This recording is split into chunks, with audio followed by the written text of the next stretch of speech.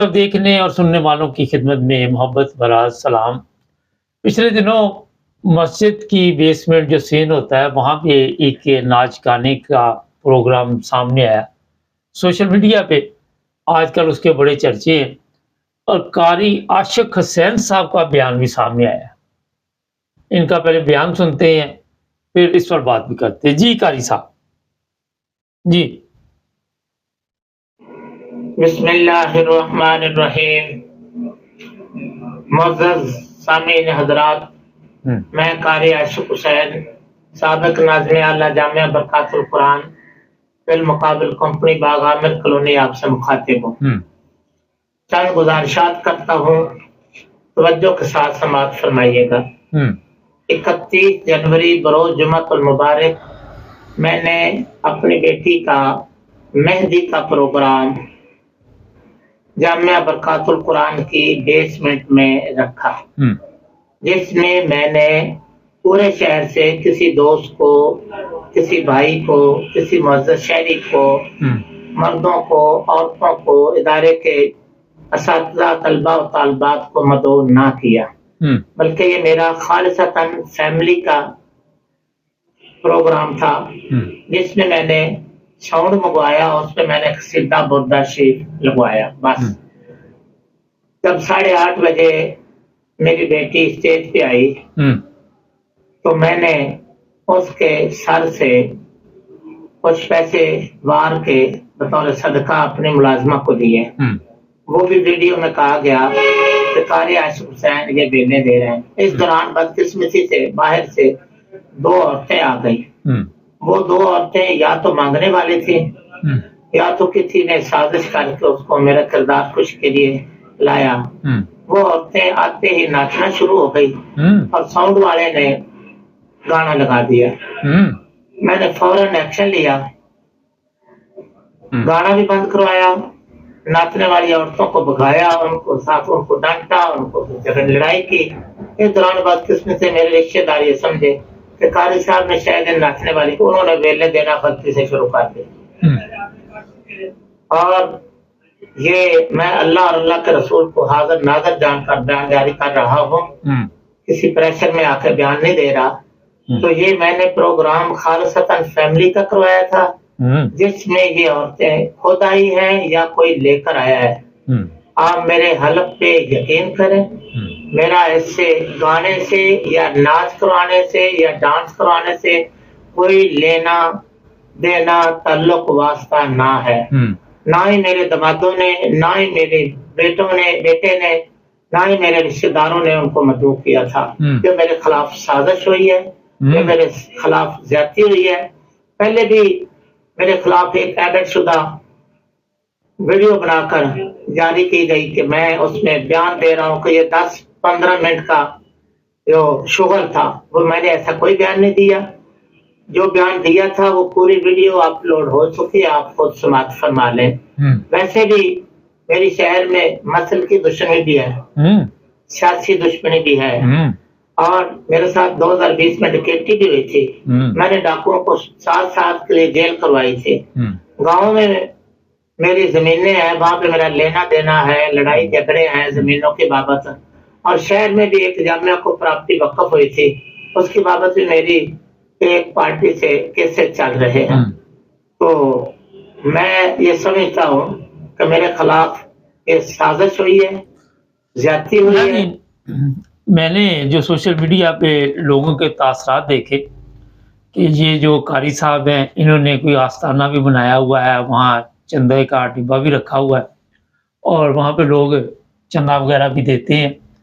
ان کے پاس کافی زمین ہے، کافی جائیداد ہے، کوئی غریب آدمی نہیں ہے قاری صاحب۔ اگر کسی کے ذہن میں ہو، جس طرح وہ بتا رہے ہیں کہ میرا فلاں کے ساتھ بھی پھڈا ہے، میرا فلاں کے ساتھ بھی کیس چل رہا ہے، میرے فلاں کے ساتھ یہ دشمنی ہے اور یہ ایک سازش ہوئی ہے۔ پہلی چیز تو قاری صاحب آپ نے جو بتایا وہ بھی ہم نے پبلک کو سنا دیا، مگر سوال یہ ہے کہ آپ کے پاس پیسے کی کوئی کمی نہیں ہے، صاحب حیثیت ہیں، خود ہی آپ بتا رہے ہیں کہ آپ کی جائیداد ہے، تو آپ کو ضرورت کیا تھی کہ مسجد میں اس طرح کا پروگرام رکھنے کی؟ اگر آپ مسجد کے جو سین میں پروگرام رکھ رہے تھے وہاں پہ کوئی ایسا سسٹم نہیں کر پا رہے تھے اور آپ کو یہ پتہ ہونا چاہیے کہ جب بھی اس طرح کا پروگرام ہو، آپ کو پتہ ہے کہ آپ کے اتنے دشمن ہیں، تو کوئی نہ کوئی آپ کو ظاہر ہے اس طرح جو حالات اس وقت میڈیا پہ چل رہے ہیں، میڈیا ٹرائل ہوگا یا کچھ بھی ایف آئی آر بھی کاٹی گئی، تو یہ جو قاری صاحب فرما رہے ہیں اس سے آپ اتفاق کرتے ہیں یا نہیں کرتے، یہ کمنٹس میں ضرور لکھیں۔ مگر مسجد جو ہوتی ہے وہ نہ تو مہندی کے لیے ہوتی ہے، نہ اس کا سین جو ہوتا ہے وہ مہندی کے لیے ہوتا ہے، اور وہاں پہ صرف آپ نماز پڑھ سکتے ہیں اور دینی کام کر سکتے ہیں۔ کوئی دین کے معاملات ہوں سین میں تو آپ رکھ لیں، اگر کوئی ایسی تبلیغی میٹنگ ہو یا کوئی بھی اس طرح کا پروگرام ہو تو آپ کو یہ پتہ ہونا چاہیے قاری صاحب، آپ نے اگر 40 سال بتایا، پتہ نہیں میرا خیال مجھے غلطی نہ لگے تو اسلام کی خدمت کی ہے، تو کاش آپ اسلامی تعلیمات کو سمجھ پاتے، آپ کو پتہ ہوتا کہ احترام کیا چیز ہوتی ہے، جہاں بھی عبادت کی جاتی ہے وہاں کے اصول کیا ہوتے ہیں، وہاں کس طرح آپ نے خیال رکھنا ہے۔ پھر جہاں تک آپ نے کہا کہ 2 عورتیں زبردستی آ گئی، یہ بھی مجھے تو سمجھ نہیں آتی۔ اگر آپ نے اس طرح کا پروگرام کوئی رکھا تھا تو آپ کو اپنے کوئی ایسے سیکیورٹی کے لوگ بھی وہاں پہ موجود ہونے چاہیے تھے، اور پھر جی میں نے وہ پیسے شروع کیے تو دوسروں نے بھی بلیں دینی شروع کر دی۔ یہ بعد میں جو آپ بیانات دے رہے ہیں، اتنی اگر آپ نے اسلام کی کوئی خدمت کی ہے تو آپ کو اس چیز کا خود بھی شعور آنا چاہیے تھا کہ یہ سب کچھ غیر اسلامی ہے، اور جو بھی غیر اسلامی کام آپ نے کیے وہاں پہ اب اس کی آپ وضاحت دے رہے ہیں، لیکن جو شہر کے لوگ ہیں، جو وہاں آپ کی زمینوں کے لوگ ہیں، آپ دشمن بھی آپ نے اتنے پالے ہوئے ہیں، بڑی زبردست اسلام کی خدمت کر رہے ہیں، یہاں بھی دشمن وہاں بھی دشمن، ہر طرف آپ نے دشمنوں کو میرا خیال ہے کہ دعوت ایسی دی ہوئی ہے کہ وہ آپ کے لیے ہر وقت مشکل کھڑی کر سکتے ہیں۔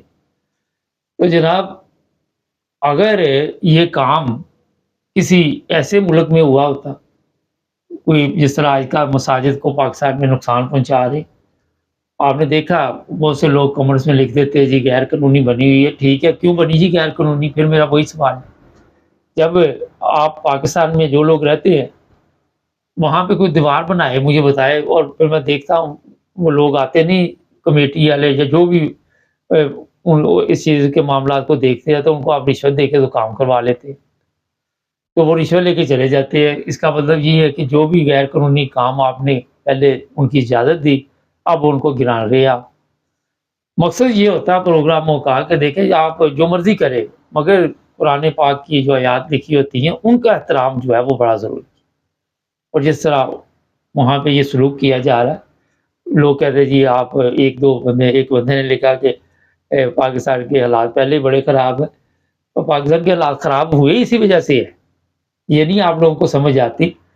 اس کی وجہ یہی ہے کہ غیر قانونی جو کام ہے اسی کی وجہ سے پاکستان کے حالات خراب ہوئے، قوانین کو تبدیل کیا جاتا ہے، قوانین کو جس طرف وہ دیکھتے ہیں چور ڈاکو وہ اپنے مطابق اس کا اسٹیئرنگ گھما لیتے ہیں۔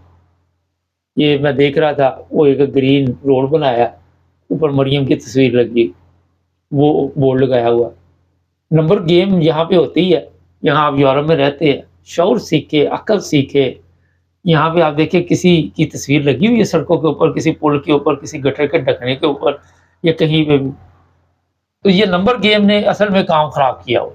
یہاں ہمیں پتہ ہوتا ہے کہ ہماری تھوڑی سی بلے بلے ہو جائے گی، وہاں پہ ہم قوانین کو بھی رون دیتے ہیں اور کسی چیز کا احترام نہیں کرتے۔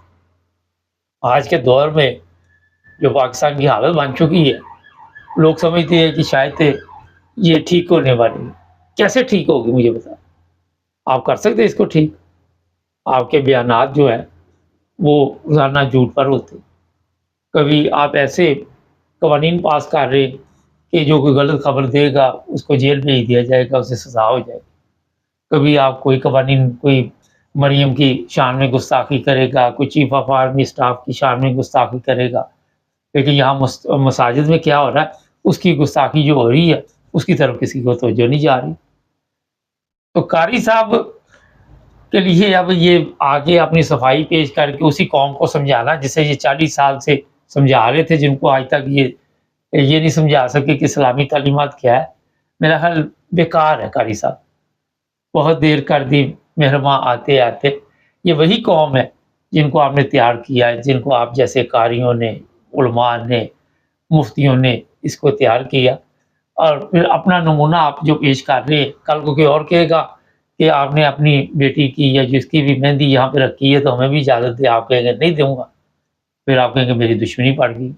तो मौका क्यों दिया जाता है? वजह क्या है इसकी? या तो आप बहुत, आपके हालात ख़राब हों, जितना कुछ आप बता रहे हो उसके बाद नज़र तो ये आ रहा है कि अमीर तरीन आदमी। नाज़रीन, ये जो कुछ भी आज पाकिस्तान में हो रहा है, इसकी सबसे बड़ी वजह ये है कि अदल व इंसाफ का वहाँ पे जनाजा निकला हुआ है। दूर-दूर तक आपको ये चीज़ें नज़र नहीं आती।